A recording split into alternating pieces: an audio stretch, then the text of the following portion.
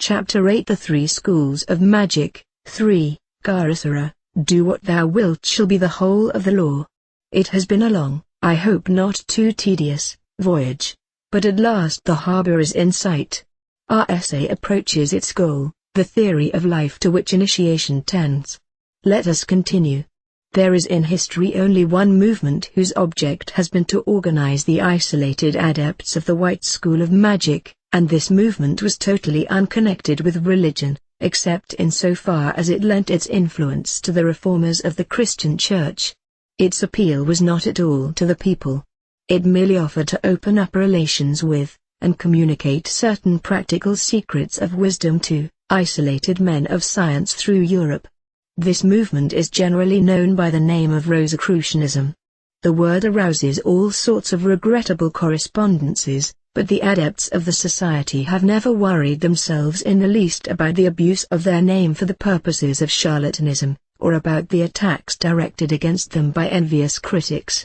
Indeed, so wisely have they concealed their activities that some modern scholars of the Shoah type have declared that no such movement ever existed, that it was a kind of practical joke played upon the curiosity of the credulous Middle Ages.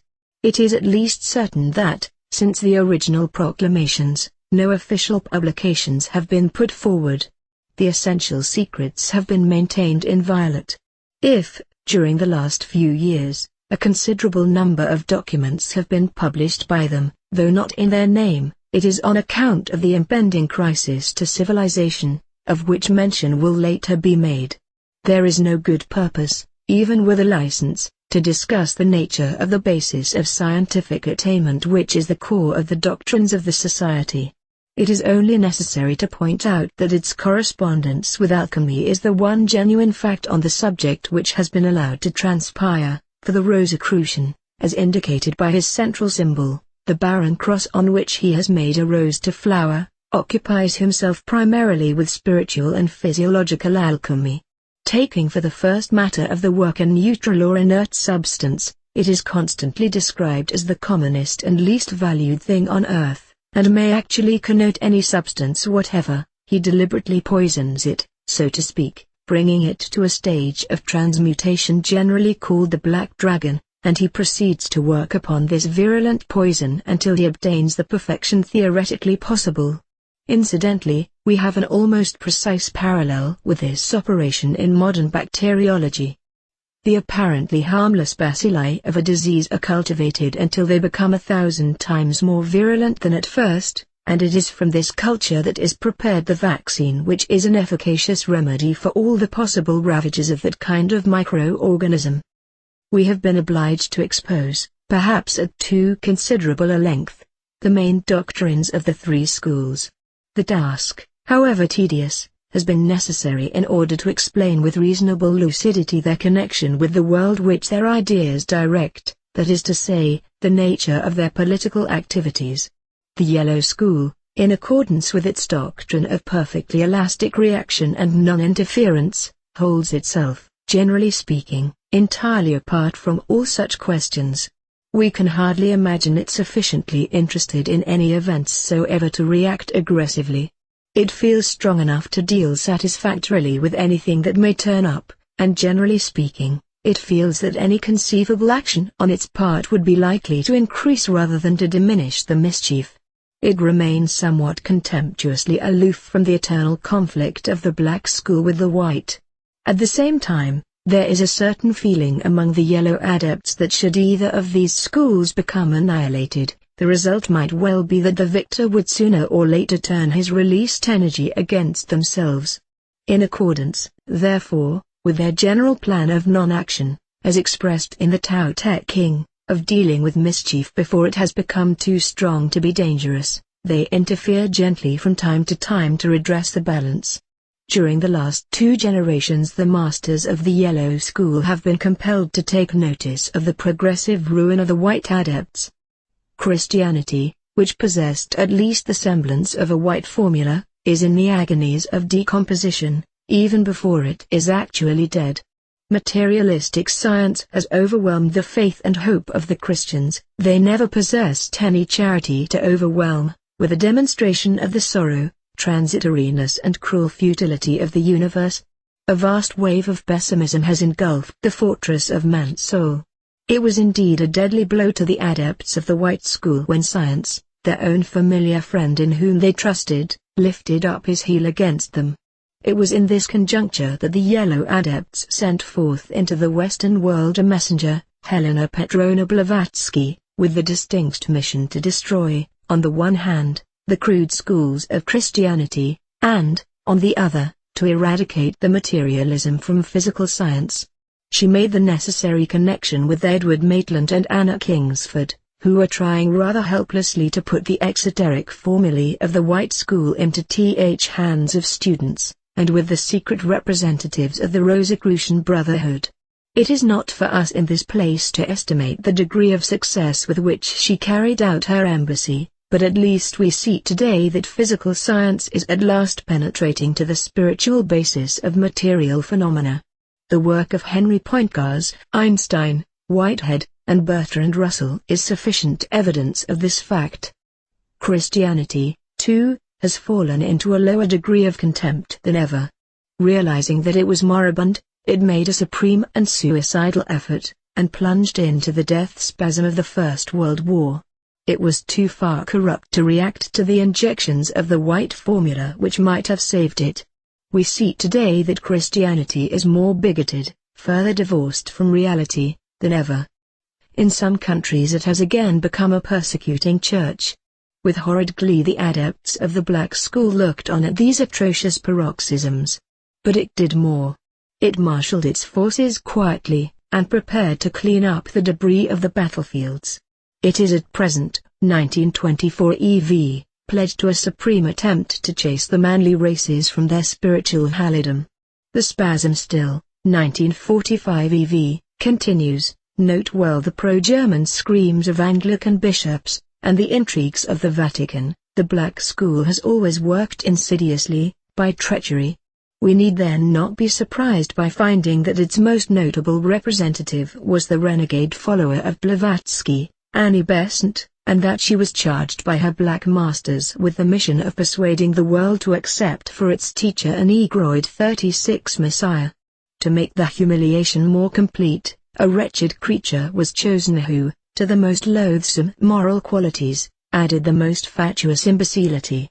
And then blew up. This, then, is the present state of the war of the three schools. We cannot suppose that humanity is so entirely base as to accept Krishnamurti, yet that such a scheme could ever have been conceived is a symptom of the almost hopeless decadence of the White School 37. The 36 note, inject something about Krishnamurti here, and soften the racial remark made above. 37 note. This passage was written in 1924 EV. The master Therian arose and smote him. What seemed a menace is now hardly even a memory. Black adepts boast openly that they have triumphed all along the line. Their formula has attained the destruction of all positive qualities. It is only one step to the stage when the annihilation of all life and thought will appear as a fatal necessity. The materialism and vital skepticism of the present time, its frenzied rush for pleasure in total disregard of any idea of building for the future, testifies to a condition of complete moral disorder, of abject spiritual anarchy. The White School has thus been paralyzed. We are reminded of the spider described by Faber, who injects her victims with a poison which paralyzes them without killing them, so that her own young may find fresh meat. And this is what is going to happen in Europe and America unless something is done about it, and done in very short order. The Yellow School could not remain impassive spectators of the abominations. Madame Blavatsky was a mere forerunner. They, in conjunction with the secret chiefs of the White School in Europe, chiefs who had been compelled to suspend all attempts at exoteric enlightenment by the general moral debility which had overtaken the races from which they drew their adepts, have prepared a guide for mankind. This man, of an extreme moral force and elevation, combined with a profound sense of worldly realities, has stood forth in an attempt to save the White School, to rehabilitate its formula, and to fling back from the bastions of moral freedom the howling savages of pessimism. Unless his appeal is heard, unless there comes a truly virile reaction against the creeping atrophy which is poisoning them, unless they enlist to the last man under his standard, a great decisive battle will have been lost. This prophet of the White School, chosen by its masters and his brethren, to save the theory and practice, is armed with a sword far mightier than Excalibur.